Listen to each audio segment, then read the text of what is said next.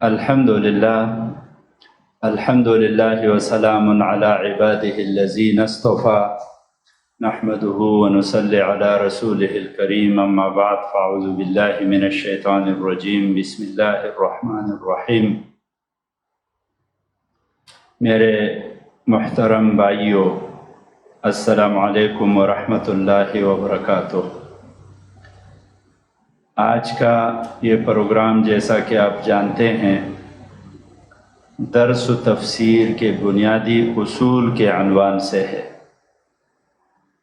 اور اس کا مقصد ہے کہ جب کوئی مدرس قرآن کا درس دینے لگے تو یہ جو اصول ٹوٹل تو 20 ہے، لیکن اس میں چند ہم آج جو ہے اس نشست میں بیان کریں گے، تو اس کو وہ سیکھے، یاد رکھے اور اپنے درس کا حصہ بنائے، تاکہ ان بڑی بڑی غلطیوں سے، ان بڑی بڑی کوتاہیوں سے وہ بچ جائے جو عموماً مدرسین سے ہوتی رہتی ہیں۔ سب سے پہلے جاننا ہے کہ تفسیر کا مطلب ہے وضاحت کرنا، تشریح کرنا۔ قرآن کا درس دینے والے مدرس کے لیے نہایت ضروری ہے کہ وہ تفسیر کے اصولوں سے اچھی طرح واقف ہو، اسے یہ جانکاری حاصل ہو، اور اس کی وجہ یہ ہے کہ قرآن ایک جامع اور بلیغ کلام ہے۔ اس کی تفسیر اور تشریح کے لیے وہ اصول جاننا بے حد ضروری ہے جو علماء امت نے متعین کیے ہیں۔ مدرس کو معلوم ہونا چاہیے کہ بے شمار جید مفسرین نے قرآن کو سمجھانے کے لیے تفاسیر لکھی ہیں۔ اللہ تعالیٰ ان پر اپنی رحمت نازل فرمائے، اور کئی ایسی کتابیں بھی لکھی ہیں جن کے پڑھنے سے ایک طرف قرآن فہمی کی رہنمائی ملتی ہے تو دوسری طرف درس و تدریس کے خواہشمند لوگوں کو یعنی مدرسین کو اصولی تفسیر کی آگہی حاصل ہوتی ہے۔ اس سلسلے میں خلیل الرحمن چشتی صاحب نے قابل قدر خدمات سر انجام دیے ہیں، اور مستند و جید علماء کرام مفسرین کے کتابوں سے اصولی تفسیر مرتب کیے ہیں جو قرآن کے ہر طالب العلم کے لیے مشعل راہ ہے۔ ان کتابوں میں شیخ الاسلام ابن تیمیہ رحمۃ اللہ علیہ کا مقدمہ فی اصول التفسیر، شاہ ولی اللہ محدث دہلوی کی الفوز الکبیر، حمید الدین فراہی صاحب کی رسائل، مولانا ابو العلا مودودی رحمۃ اللہ علیہ کی قرآن کی 4 بنیادی اصطلاحیں، اور مولانا ابو العلا مودودی کی مقدمہ تفہیم القرآن شامل ہے۔ ان 4 کتابوں میں یہ جو 20 اصول ہم نے رکھے ہیں، جس میں سے چند ہم آج بیان کریں گے، یہ تمام آپ کو نمبر وار تو نہیں ملیں گے، لیکن جب آپ یہ کتابیں پڑھیں گے تو آپ کو محسوس ہوگا کہ یہ اصول ان میں موجود ہے۔ اس کے علاوہ ابو حیان اندلسی رحمۃ اللہ علیہ، بدر الدین زرکشی اور جلال الدین سیوطی کے آثار سے بھی خاطر خواہ فائدہ حاصل کیا جا سکتا ہے۔ میرے محترم بھائیوں، اب وہ 20 اصول ترتیب وار، نمبر وار ہم بیان کریں گے انشاءاللہ۔ اس میں سب سے پہلا اصول ہے تفسیر القرآن بالقرآن، یعنی قرآن کی تفسیر جو ہے وہ قرآن سے ہی کیا جائے۔ یہ پہلا اصول ہے کہ قرآن کی تفسیر خود قرآن سے ہو، اور اس کی وجہ یہ ہے کہ متکلم اپنے کلام کی بہترین وضاحت کر سکتا ہے، یعنی جس کا کلام ہو وہ اس کا بہترین شارح ہوتا ہے، بہترین وضاحت کر سکتا ہے، اور اللہ تبارک و تعالیٰ متکلم ہے تو قرآن اللہ کا کلام ہے، تو قرآن میں دوسری جگہ پہ ان کی تفسیر ملتی ہے، تشریح ملتی ہے اور ان کی تائید کرتی ہے، تو یہ بہترین وضاحت ہے۔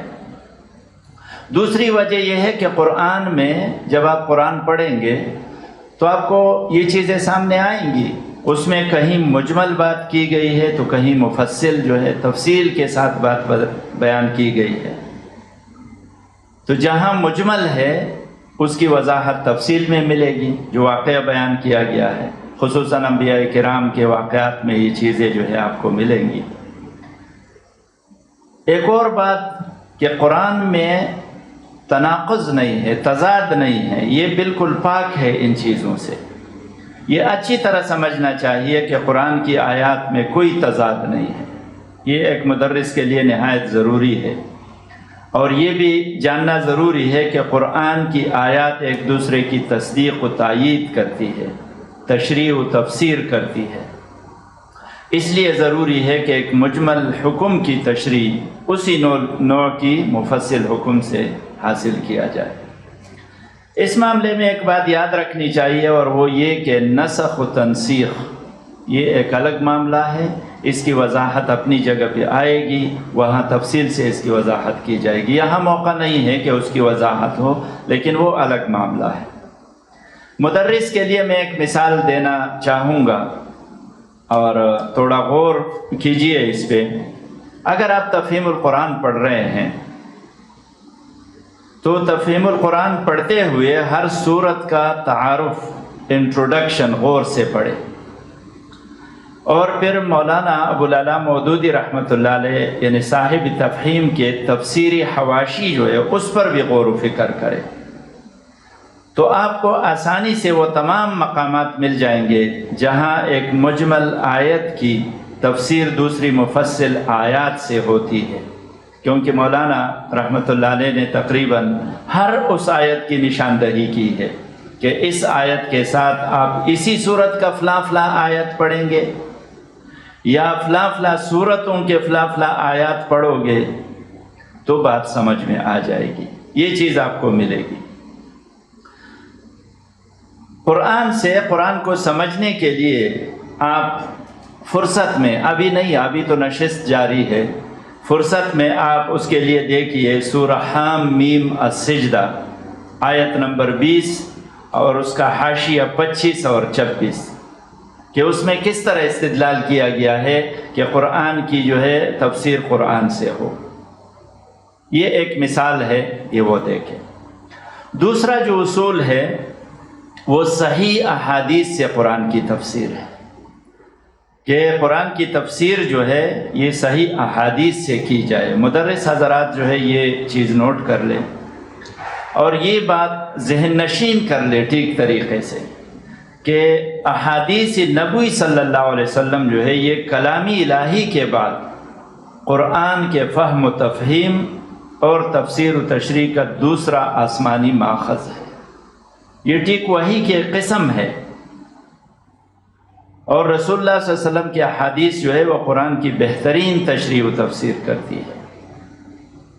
دوسری بات یہ ذہن نشین کر لے کہ رسول اللہ صلی اللہ علیہ وسلم کے جو اقوال و افعال اور امر و نکیر ثقہ و معتمد راویوں کے ذریعے ہم تک پہنچی ہے، وہ قرآن کے سمجھنے اور سمجھانے کا معتمد ذریعہ ہے، اسی سے قرآن کو سمجھا جا سکتا ہے۔ اور یہ اس لیے بھی ضروری ہے کہ حضور صلی اللہ علیہ وسلم پر قرآن نازل کیا گیا اور حکم دیا گیا کہ آپ صلی اللہ علیہ وسلم اللہ کے حکم کے مطابق اس کی وضاحت، یعنی تبین للناس کہہ کر بتایا گیا کہ آپ اس کی وضاحت کر دیں، تشریح فرما دیں۔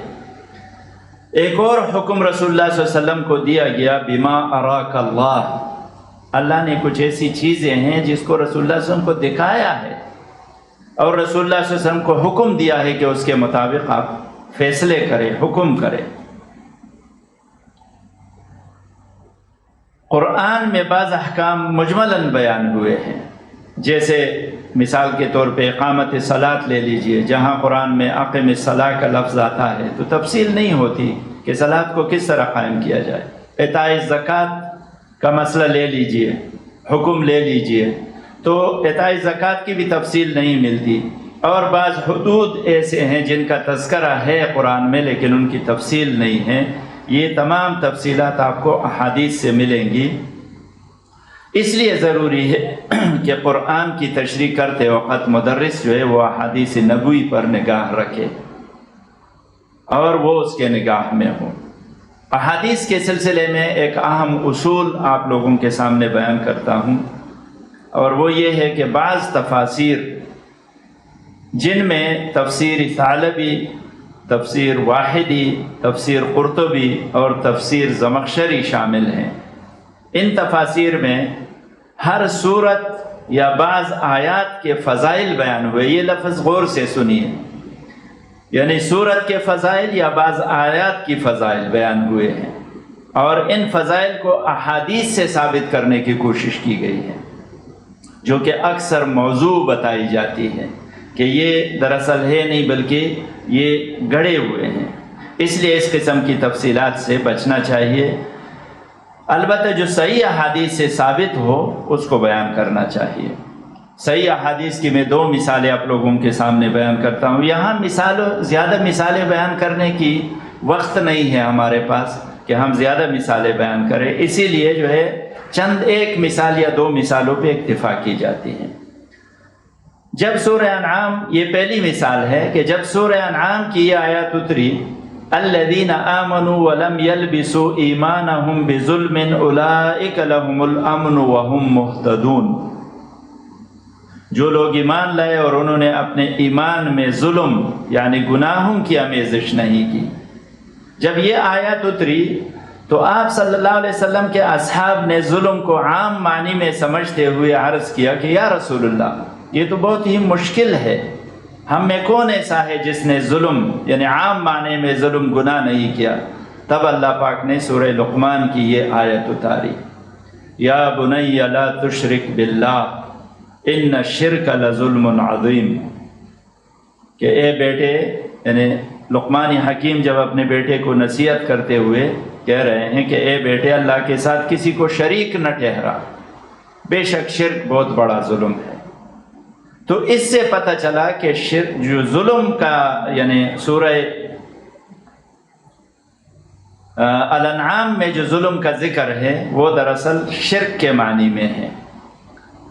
اسی طرح دوسری مثال ہے سورہ حجر کی، الحجر کی، اور آیت ہے وَلَقَدْ آتَيْنَاكَ سَبْعًا مِّنَ الْمَثَانِ وَالْقُرْآنِ الْعَظِيمِ۔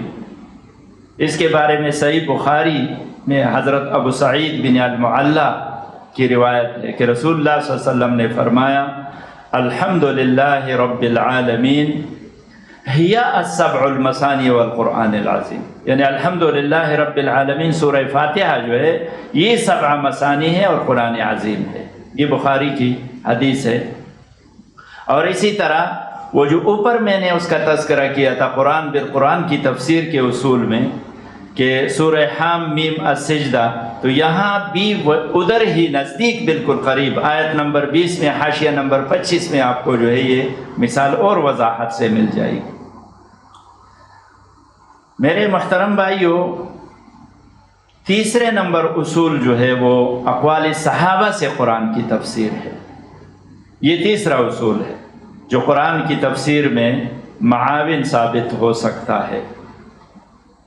تھوڑی سی جو ہے پیچھے بھی نظر ڈالیے کہ پہلے خود قرآن کو دیکھا جائے گا، پھر صحیح احادیث اور پھر صحابہ کے آثار سے مدد لی جائے گی۔ صحابہ کے آثار سے مدد کیوں لی جائے گی؟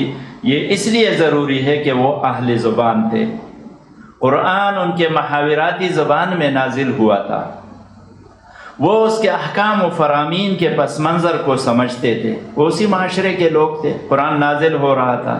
بسا اوقات تو ایسا ہوا ہے کہ انہوں نے وحی اترتے ہوئے دیکھی ہے، جیسے حضرت عمر رضی اللہ تعالیٰ عنہ، جیسے دوسرے لوگ، ان سے جو ہے یہ چیزیں موجود ہیں، قرآن میں ہم پڑھتے ہیں۔ ایک اور بات کہ صحابہ نے خود رسول اللہ صلی اللہ علیہ وسلم سے سن کر، سیکھ کر اور پوچھ کر قرآن کا مطلب سیکھا تھا۔ اور ایک اور بات یہ کہ وہ قرآن کی تفسیر میں انتہائی احتیاط کرتے تھے، آج کے یا ہماری طرح جو ہے وہ بے دڑک بات نہیں کرتے تھے۔ ان تمام چیزوں کے باوجود پھر بھی اختلاف کی صورت میں اجماع صحابہ حجت مانا جاتا ہے، یہ مدرس کے لیے جاننا بہت ضروری ہے، اور اس لیے بھی ضروری ہے کہ قرآن کی تفسیر کرتے وقت اجماع صحابہ سے مدد لیا جائے۔ 10 صحابہ تفسیر کے امام سمجھے جاتے ہیں، ان کے نام میں بتا دیتا ہوں۔ حضرت ابو بکر صدیق ہے، حضرت عمر فاروق ہے، تیسرے نمبر پہ عثمان ذی النورین، چوتھے نمبر پہ علی المرتضیٰ، عبداللہ ابن مسعود، عبداللہ ابن عباس، حضرت ابی بن کعب، حضرت زید بن ثابت، حضرت ابو موسیٰ اشعری، حضرت عبداللہ بن زبیر۔ یہ 10 صحابہ تفسیر کے امام سمجھے جاتے ہیں۔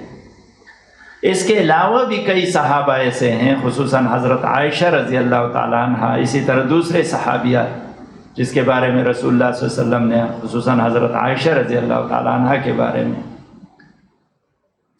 فرمایا کہ اگر دین سیکھنا ہے تو اس گوری عورت سے سیکھ لے۔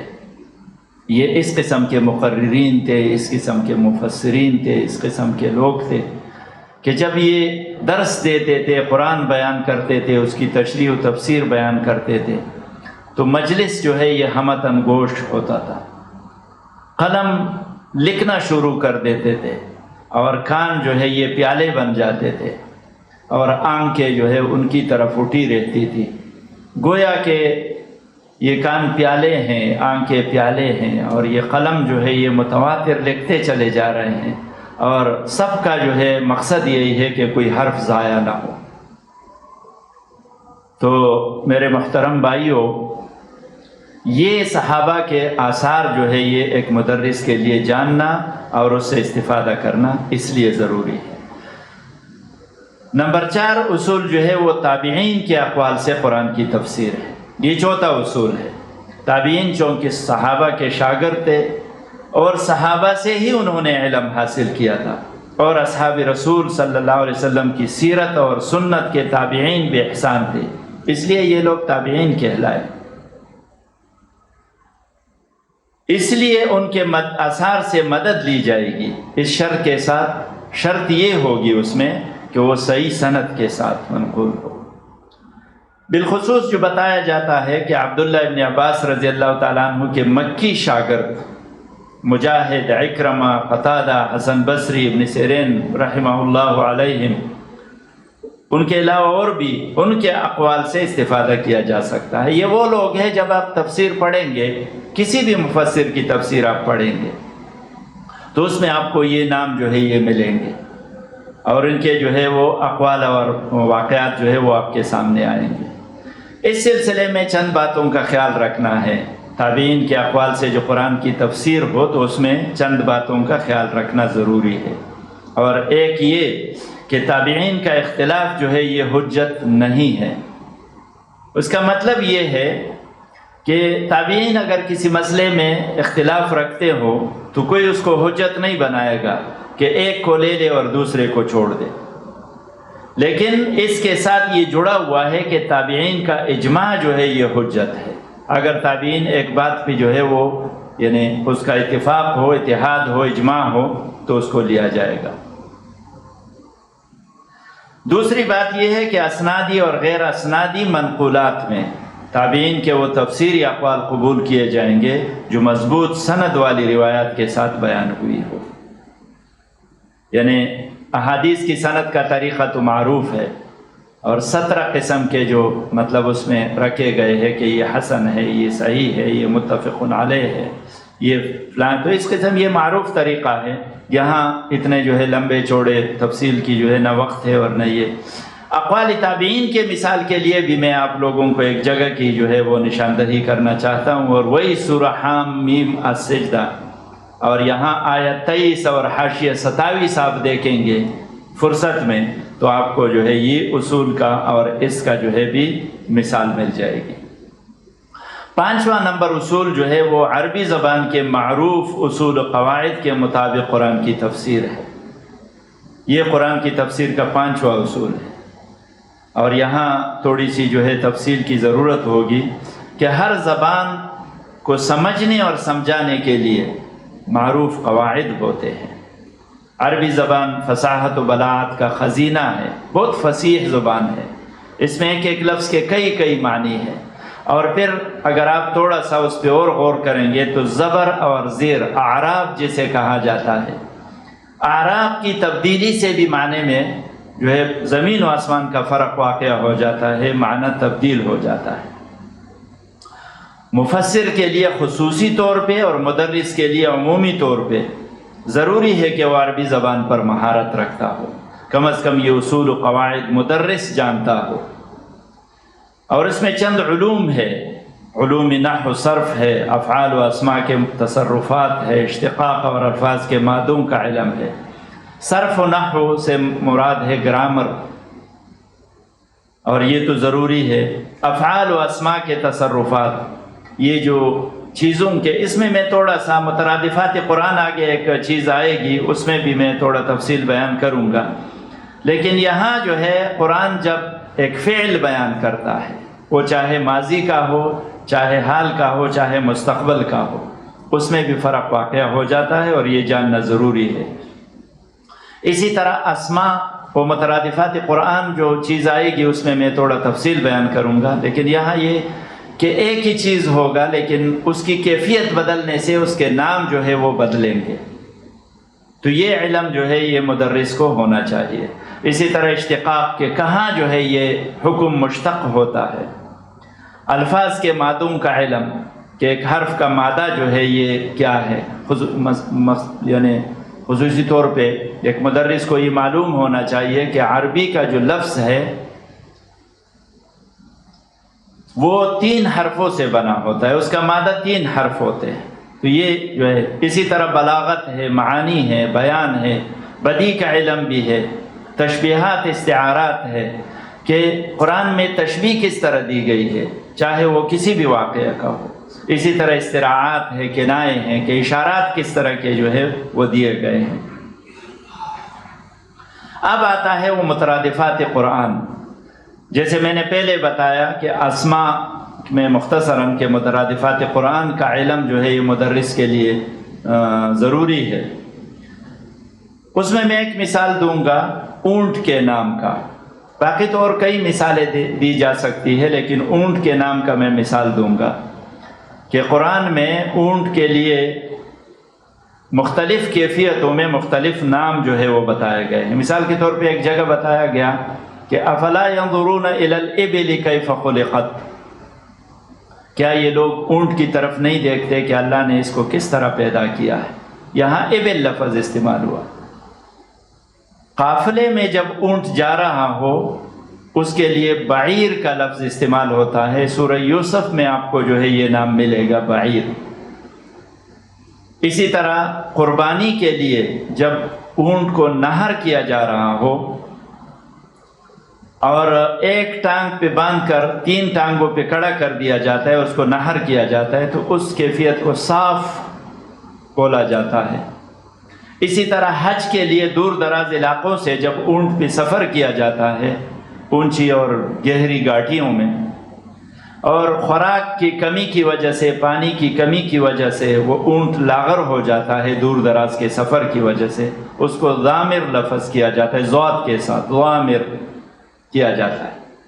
یہ جو نام کی تبدیلی ہے، وہاں جب قرآن پڑھیں گے کوئی بھی مدرس ہو تو وہ ضامر کا بھی معنی، ابل کا بھی معنی، صاف کا بھی معنی، اور جو ہے جو دوسرے نام ہیں ان کا بھی معنی اونٹ ہی کریں گے. افلا ينظرون الى الابل کیف خلقت، کیا یہ لوگ اونٹ کی طرف نہیں دیکھتے. اسی طرح ضامر کا بھی اونٹ، اسی طرح دوسرے جو نام ہے صاف کا بھی اونٹ.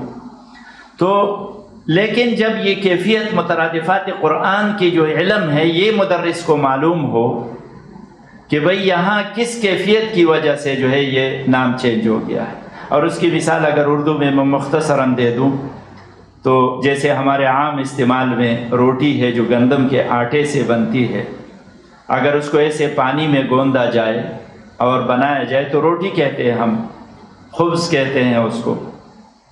لیکن اگر اس پہ آئل لگایا جائے تو پراٹھا کہا جاتا ہے. اگر اس میں کوئی میٹھا شامل کیا جائے تو کوئی اور نام جو ہے اس کا لگ جاتا ہے. اسی طرح جس طرح اس کی کیفیت ہم بدلیں گے اس کا نام جو ہے وہ تبدیل ہوتا جائے گا. تو قرآن کے مترادفات قرآن جو ہے اس میں بعینی ہی یہی کیفیت ہے کہ جیسے ایک چیز کا نام جو ہے کیفیت بدلے گا اس کا نام اسی طریقے سے بدلے گا. تو ایک مدرس کے لیے یہ بھی ضروری ہے کہ وہ مترادفات قرآن کا جو ہے وہ علم رکھتا. اسی طرح دیگر بھی کئی چیزیں ہیں جس کا معمولی سا جو ہے وہ میں بتا دیتا ہوں. اعجاز ہے، اطناب ہے، مخزوف ہے. یہ ایک مدرس کے لیے کم از کم اتنا معلوم ہونا چاہیے کہ مخذوف کسے کہتے ہیں۔ مخذوف مثال کے طور پہ ایک ذکر ہے قرآن میں، آیت میں، لیکن وہ لفظ جو ہے جس کا ذکر ہو رہا ہے وہ مخذوف ہے، وہ ظاہر نہیں ہے۔ تو مدرس جو ہے وہ سیاق و سباق جو اگلے جو ہے اس کا اصول میں آئے گا، اسی سے اندازہ لگا لیتا ہے کہ ہاں ذکر کس چیز کا ہو رہا ہے۔ تو یہ ضروری ہے کہ ہم جو ہے یہ چیزیں جانتے ہوں، مدرس یہ چیزیں جانتے ہوں۔ اور ظاہر ہے کہ قرآن عربی زبان میں نازل ہوا ہے، تو عربی زبان کی اتنی جانکاری تو ضروری ہے۔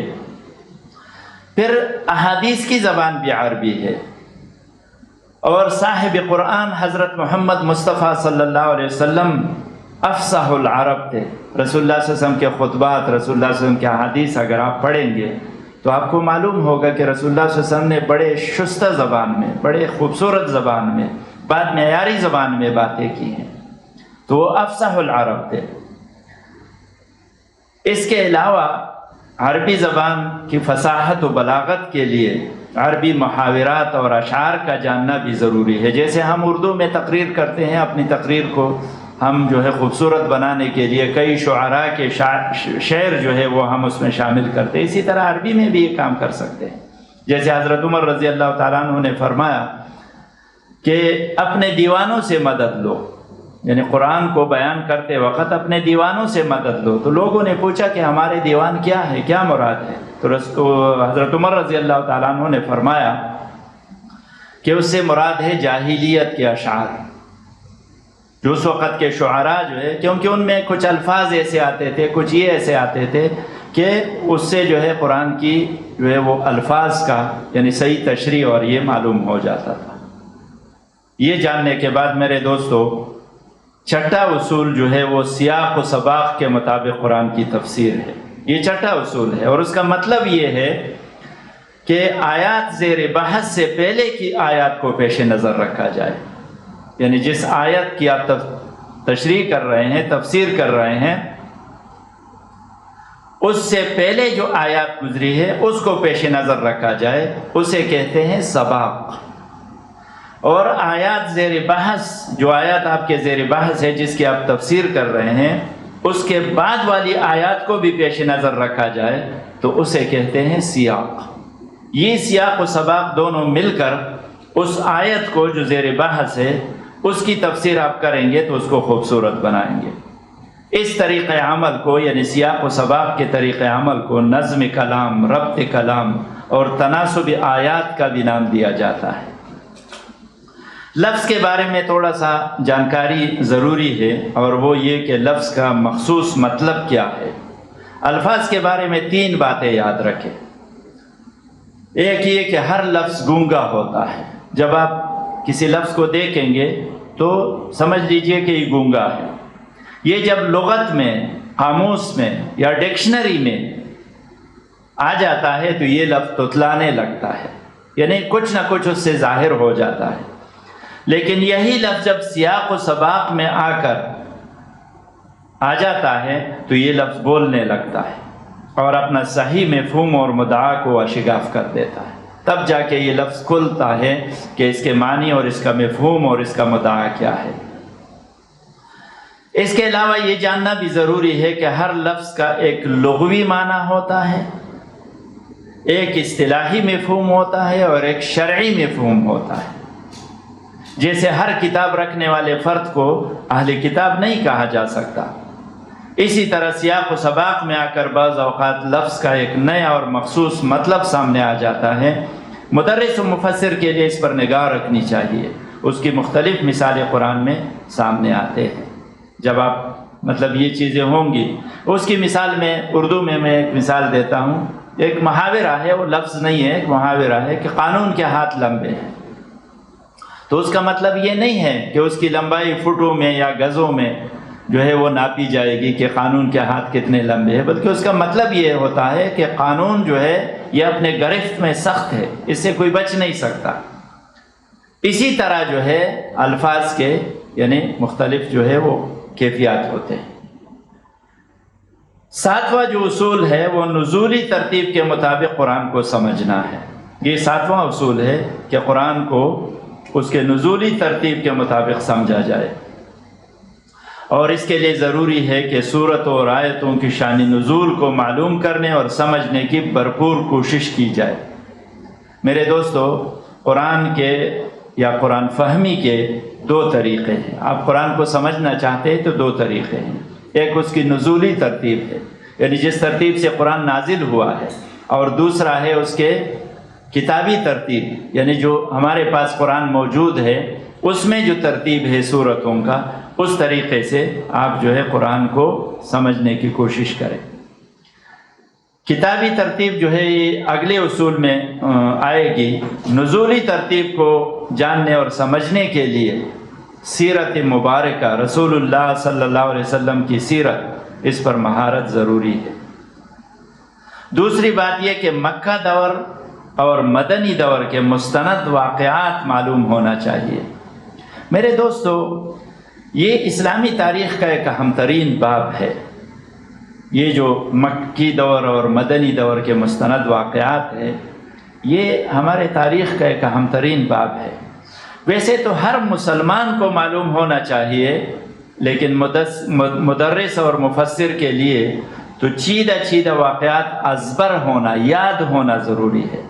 اور یہ اس لیے بھی ضروری ہے کہ دنیا میں پہلے قرآن نہیں آیا، بلکہ پہلے محمد رسول اللہ صلی اللہ علیہ وسلم آئے ہیں، اور اس معاشرے میں 40 سال گزارنے کے بعد آپ صلی اللہ علیہ وسلم پر بتدریج قرآن کے نزول کا آغاز ہوا ہے، اور 23 سال کی مدت میں مکمل ہوا۔ قرآن یہ یاد رکھیے کہ قرآن سیرت النبی صلی اللہ علیہ وسلم کے ساتھ ساتھ چلتا ہے، اور یوں سمجھ لیجئے کہ گویا ایک حکم ہے اور دوسرا اس حکم پر پریکٹیکل عمل کرنے والا مشین۔ یعنی قرآن حکم ہے اور رسول اللہ صلی اللہ علیہ وسلم پریکٹیکل اس حکم پر عمل کرنے والا مشین ہے۔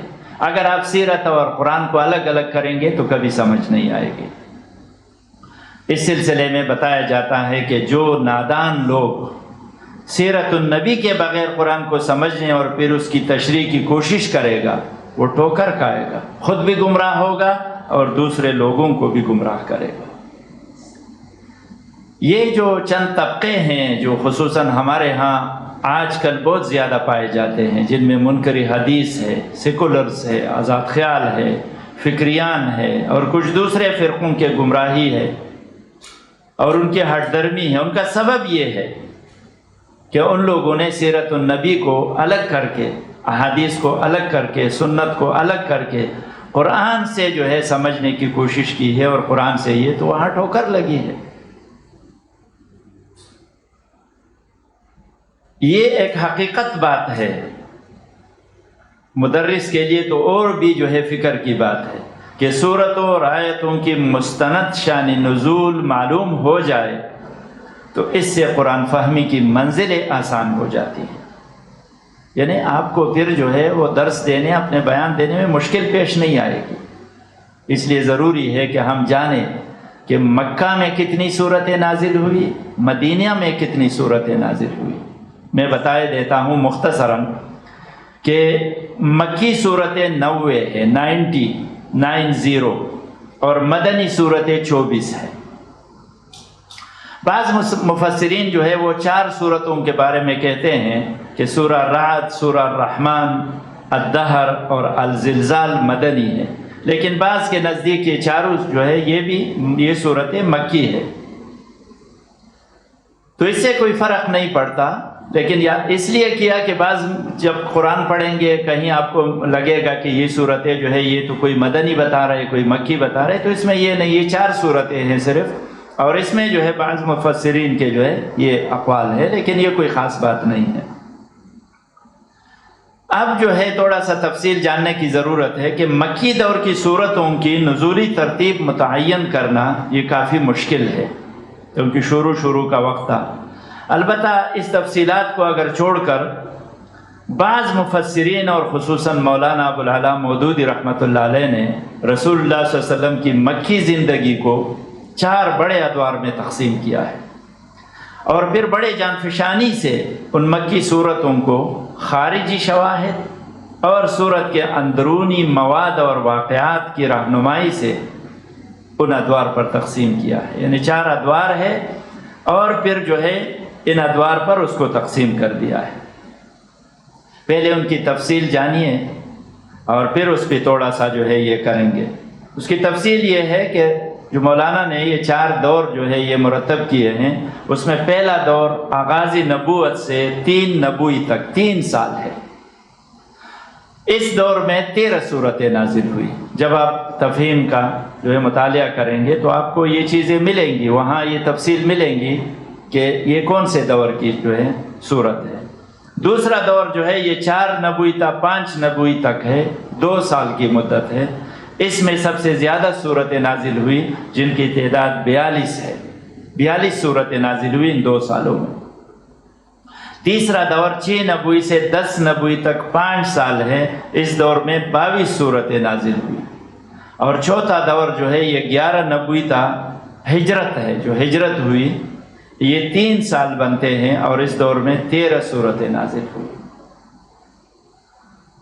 تو میرے دوستوں، یہ جو صورتیں ہیں جس کی ٹوٹل 90 بنتی ہے، 90 بنتی ہے، اس میں جب آپ تفہیم سے پڑھیں گے تو خصوصاً جو ہر صورت کا انٹروڈکشن دیا گیا ہے تفہیم میں مولانا نے، اس میں جو ہے بتایا گیا ہے کہ یہ کون سے دور سے تعلق رکھتا ہے اور اس دور میں یعنی رسول اللہ صلی اللہ علیہ وسلم کی دعوت اور اس کی مخالفت اور اس کی جو ہے ترویج وہ کن مراحل میں تھا، کون کون سے مرحلے میں تھا. مدنی صورتوں میں ہر ایک کا زمانہ نزول معلوم ہے یا تھوڑی سی کوشش سے متعین کیا جا سکتا ہے، بلکہ ان میں تو بکثرت آیات جو ہے ان کی انفرادی شان نزول بھی معتبر روایات سے مل جاتی ہے. یہ صورتیں ویسے 24 ہے جیسے پہلے بھی بتایا گیا.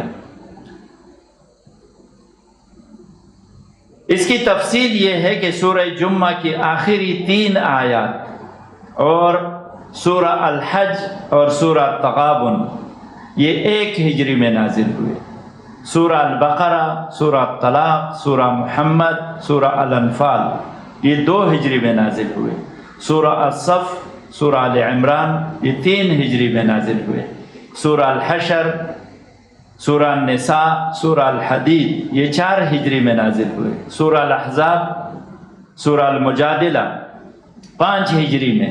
سورہ المنافقون، سورہ النور، سورہ الفتح 6 ہجری میں. سورہ الجمعہ کے 8 باقی آیات سورہ المائدہ یہ 7 ہجری میں نازل ہوئے. سورہ تحریم اور سورہ الممتحنہ 8 ہجری میں نازل ہوئے. سورہ توبہ، سورہ الحجرات یہ 9 ہجری میں نازل ہوئے. سورہ البینہ اور سورہ النصر یہ 10 ہجری میں نازل ہوئے. یہ مدنی صورتوں کی ترتیب ہے. مدنی صورتوں کی ترتیب کے حوالے سے یہ ایک بات مدرس کو ذہن میں رکھنا چاہیے کہ صحابہ کے ہاں ایک رواج تھا، اور وہ یہ کہ ایک آیت یا ایک صورت جس موقع پہ نازل ہوا ہو، لیکن بعد میں کئی سال، کئی دن، کئی مہینے بعد میں کوئی اسی طرح کا معاملہ پیش ہو اور اس کی طرف اشارہ کیا گیا ہو، تو ان کے ہاں ایک رواج یہ تھا کہ وہ اس واقعے کو بھی اس انداز میں بیان کرتے تھے کہ یہ فلاں آیت یا فلاں صورت جو ہے یہ اس موقع پہ نازل ہوا ہے. یہ ایک رواج عام چلا آ رہا ہے، تو مدرس کو یہ بات جاننی چاہیے. میرے دوستو، 8 نمبر اصول، اور یہ جو نزولی ترتیب سے کتابی ترتیب کی طرف ہم آتے ہیں، 8واں نمبر اصول ہے کتابی ترتیب کے مطابق قرآن کو سمجھنا. یہ 8واں اصول ہے کہ قرآن کو اس ترتیب سے سمجھا جائے.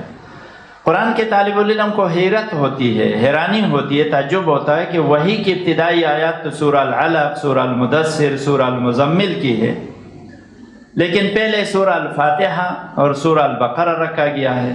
اس کتابی اور نزولی ترتیب کی حکمت اور مصلحت کیا ہے؟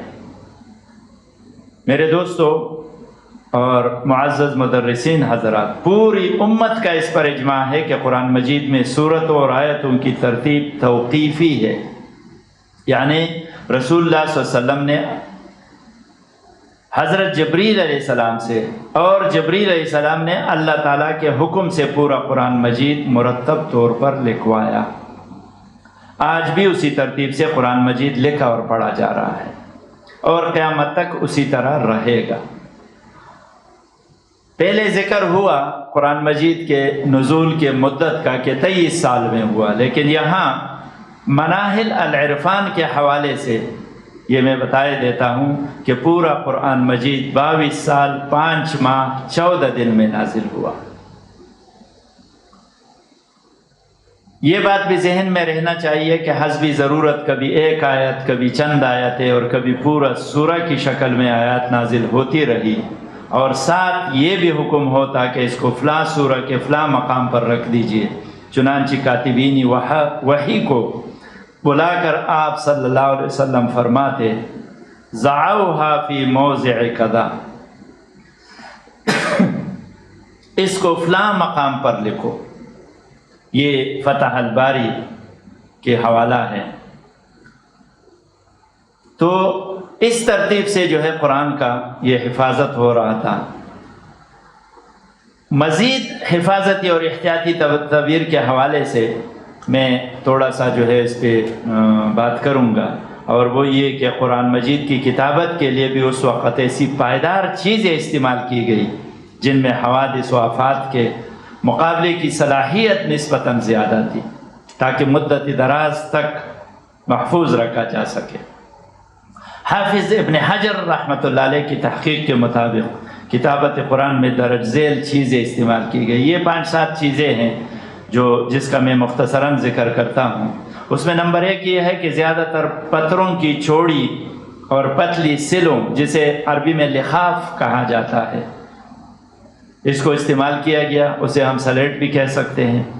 نمبر 2، اونٹوں کے مونڈوں کی چوڑی گول ہڈیوں، جسے کتف عربی میں کہا جاتا ہے، اس پر بھی لکھا گیا۔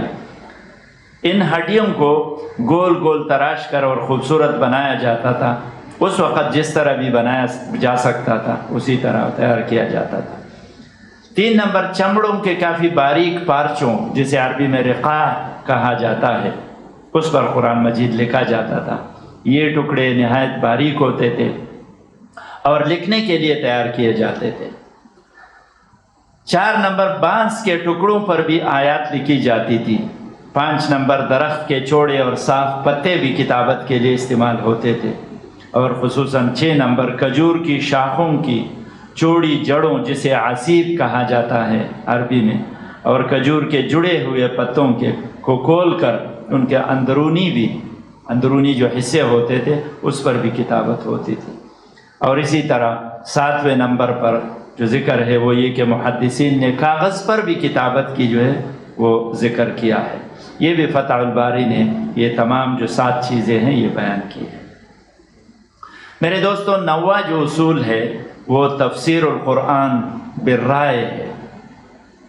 یہ 9واں اصول ہے، لیکن اس اصول کو میں ذرا تفصیل سے بھی بیان کروں گا، اور اس سے پہلے میں ایک سوال رکھنا چاہتا ہوں کہ کیا قرآن کی تفسیر بالرائے کیا جا سکتا ہے؟ اس سوال کے جواب میں تھوڑی سی تفصیل درکار ہے اور بتایا جاتا ہے، اس پہ بحث کرتے ہیں انشاءاللہ۔ قرآن میں تدبر اور تفکر سے کام لے کر اجتہاد کیا جائے، ایک بات۔ دوسری بات یہ کہ اللہ تبارک و تعالیٰ نے انسان کو عقل دی ہے، خود قرآن نے عقل والوں کو مخاطب کر کے عقل سے کام لینے کی ہدایت کی ہے۔ افلا یتدبرون القرآن، کیا تم قرآن میں تدبر نہیں کرتے، غور و فکر نہیں کرتے؟ اور اسی غور و فکر سے تفقہ فی الدین حاصل ہوتا ہے۔ تو جو پہلا سوال میں نے رکھا تھا کہ کیا تفسیر بالرائے کی جا سکتی ہے، اس کے لیے یہ 2-3 باتوں کو ذہن میں رکھنا چاہیے۔ پھر رسول اللہ صلی اللہ علیہ وسلم نے ایک خصوصی دعا مانگی ہے، کس کے لیے؟ حضرت عبداللہ ابن عباس کے لیے۔ رسول اللہ صلی اللہ علیہ وسلم کے دعا کے الفاظ ہے اللہم فقہہ فی الدین وعلمہ التأویل، یا اللہ عبداللہ کو دین میں گہرا علم عطا فرما اور قرآن کی تفسیر و تعویل کا فہم عنایت فرما۔ یہ ایک اور دلیل ہے۔ لیکن ان دلیلوں کے باوجود مدرس قرآن کے لیے، خصوصاً ہمارے لیے، یہ جاننا بے حد ضروری ہے کہ یہ آسان کام نہیں ہے۔ تفسیر بالرائے کرنا آسان کام نہیں ہے، یہ بات بھی میں زور دے رہا ہوں۔ رائے اور اجتہاد میں اور یا اس کو جاننے کے لیے بے حد ضروری ہے، جیسے کہ حضرت علی رضی اللہ تعالیٰ عنہ نے فرمایا کہ رائے اور اجتہاد میں نہایت احتیاط کی ضرورت ہے۔ علی رضی اللہ تعالیٰ عنہ نے فرمایا کہ ہمارے پاس کوئی خصوصی علم اور راز کی باتیں موجود نہیں ہے الا فہما یعطیہ اللہ رجلا فی القرآن، سوائے اس فہم قرآن کے جو کسی شخص کو دیا گیا ہو، اللہ نے دیا۔ اس کے علاوہ ہمارے پاس کوئی خصوصی علم نہیں ہے، کوئی راز کی باتیں نہیں ہیں۔ میں یہاں یہ بات کرنا چاہتا ہوں کہ اس قول سے، حضرت علی رضی اللہ تعالیٰ عنہ کے اس قول سے کھل کر باطنیت کی تردید ہو گئی۔ یہ باطنیت جو میں لفظ استعمال کر رہا ہوں، یہ باطن کے لیے نہیں کہ آدمی اپنے اندر سے کوئی رائے جو ہے یہ، بلکہ باطنی تفسیر ایک مخصوص گروہ ہے جس کا جو ہے تفصیل بعد میں آئے گا ایک اصول میں، اس سے اجتناب کا جو ہے وہ کہا گیا ہے۔ تو یہ اس کی ہے کہ باطنیت کی تردید ہو گئی۔ وہ جو باطنی تفسیر، وہ جو باطن سے تفسیر کرتے ہیں، وہاں جو ہے اس کی تفصیل ہوگی، یہاں موقع نہیں ہے۔ صرف اتنا بتا دیتا ہوں کہ وہ لوگ کہتے ہیں، وہ گروہ، کہ ایک لفظ کی ظاہری معنی ہے، ایک باطنی معنی ہے۔ باطنی معنی جو ہے وہ لوگ کہتے ہیں کہ کشف کرامات سے القاء ہوتے ہیں، کشف ہوتے ہیں، اس کا اس سے کوئی تعلق نہیں ہوتا۔ تو اس کی تردید ہو گئی، کیونکہ حضرت علی رضی اللہ تعالیٰ عنہ کا یہ قول جو ہے کہ ہمارے پاس کوئی خصوصی علم اور راز کی باتیں نہیں ہیں۔ کسی بھی کشف الہام کا دعویٰ ختم ہو گیا اس قول سے۔ صرف قرآن میں غور و فکر اور تدبر و تفکر کے بعد اپنی رائے کے اظہار کی اہمیت باقی رہ گئی، باقی ساری چیزیں ختم ہو گئی۔ اب جو ہے اس کے اقسام جانیے۔ یہ جو اوپر بحث ہوا، یہ تو اس پہ ہوا کہ یہ تفسیر بالرائے میں کیا ہونا چاہیے۔ اب اس کے جو ہے دو قسمیں ہیں تفسیر بالرائے کی، یہ بھی مدرس کے لیے جاننا نہایت ضروری ہے۔ اس میں ایک نمبر ہے تفسیر بالرائے محمود، اور دوسری ہے تفسیر بالرائے مذموم۔ محمود کا مطلب ہے قابل تعریف۔ تفسیر بالرائے صرف اس صورت میں قابل تعریف ہو سکتا ہے اگر مدرس نے ان باتوں کا خیال رکھا ہو۔ وہ باتیں کیا ہیں؟ یعنی ایک آیت کی تفسیر کرتے وقت قرآن کی کئی آیتیں نظر میں رکھی ہو، جیسے پہلے اصول میں بیان کیا گیا تفسیر القرآن بالقرآن، یعنی اس سے ریلیٹڈ جو آیتیں ہیں وہ اس کے نظر میں ہو کہ یہ اگر مجمل آیت ہے تو اس کی مفصل یعنی تفصیل جو ہے وہ کن آیات میں ملتی ہے، وہ اس کے نظر میں ہو۔ یعنی اپنی رائے کے لیے یہ شرط ضروری ہے، ایسا نہیں ہے کہ تفسیر کے لیے تو ضروری ہے وہ، لیکن اپنی رائے کے لیے یہ کہ جس آیت میں وہ اپنی رائے دے رہا ہو تو اس کی نظر میں وہ چیز ہو۔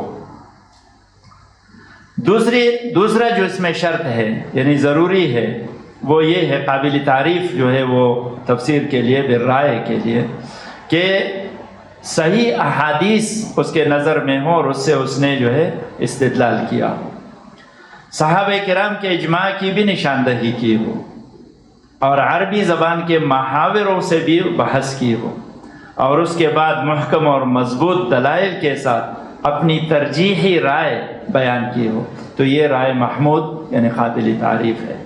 اب مذموم بھی سمجھ لیجئے کہ مذموم کا مطلب ہے قابل مذمت۔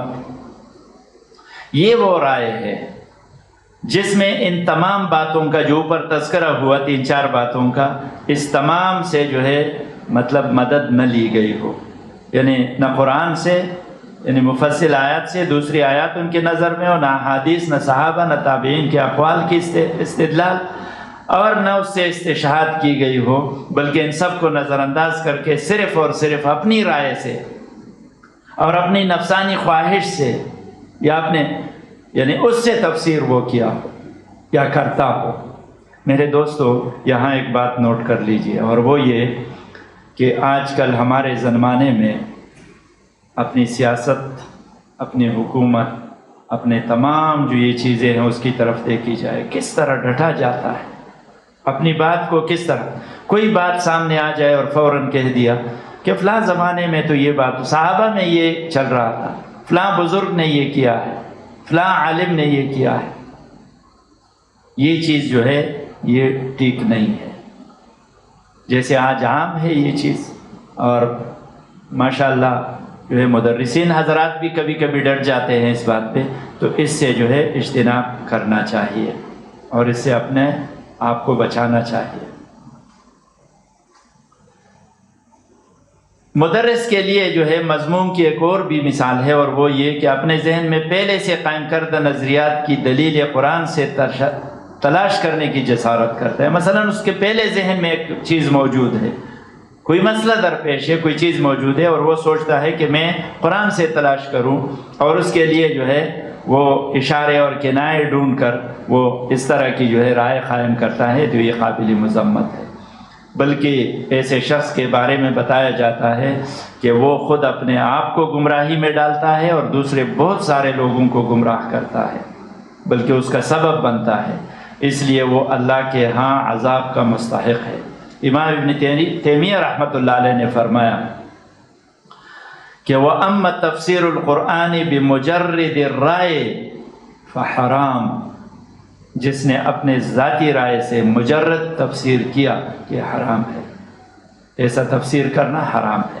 تو میرے دوستو ذرا ایک نظر پھر ڈال دیجئے کہ ہماری سیاست میں، ہمارے معاشرے میں ایسے کتنے جو ہے واقعات ہمارے سامنے آتے ہیں کہ کوئی ہمارا لیڈر، کوئی ہمارا جو ہے سیاسی، کوئی ہمارا کوئی دوسرا وہ مقرر وہ ایک بات کر دیتا ہے، اور جب اس بات کی تھوڑی سی تنقید، تھوڑی سی نکتہ چینی ہو جاتی ہے تو فوراً صحابہ کی مثال دینا شروع کر دیتا ہے، قرآن کی مثال دینا شروع کر دیتا ہے، حدیث کی مثال کہ فلاں جگہ ایسا جو ہے وہ کیا گیا ہے۔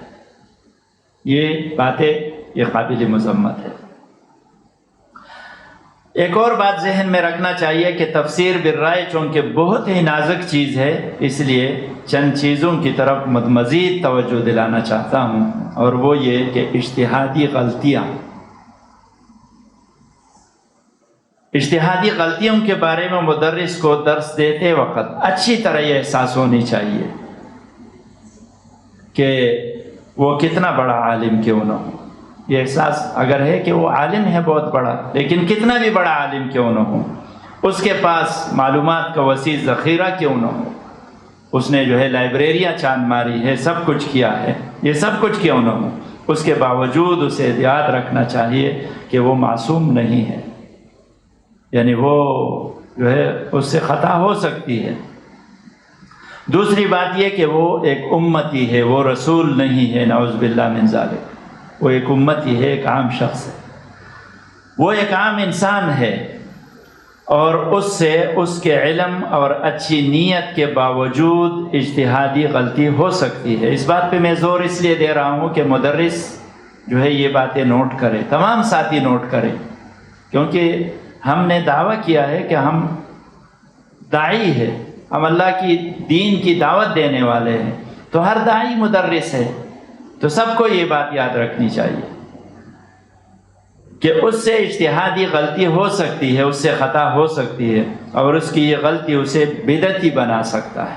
بدعت کے بارے میں آپ سب جانتے ہیں، مشہور حدیث ہے کہ بدعت جو ہے یہ گمراہی ہے، گمراہی جو ہے یہ آگ ہے۔